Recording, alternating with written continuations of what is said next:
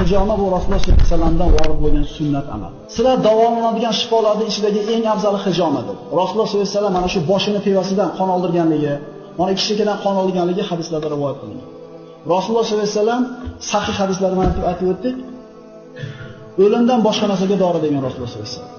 Ba'zi hadislarda 72 ta kasalga dori degan.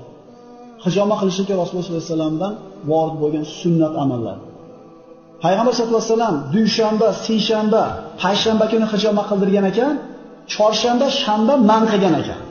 Subhanalloh, sunnatni ko'ringki, dushanba, seshanba foyda qilgan narsa chorshanba kuni ziyon qiladi degan ekan Rasululloh. Shuning uchun ba'zi birodarlarimiz mana shu hijomani bir alomatlarini ko'rib qolsak, hayron bo'lmaylik, nima ekan bu, birorta bir toifamikin, bir firqa paydo bo'lib qoldimi deb o'ylamaylik. Bu Rasulullohdan vorid bo'lgan sunnat. Bu hukumatning mana shu meditsinasida ham bu qon oldirishlik bu aytilmadi kitobda, bor narsa.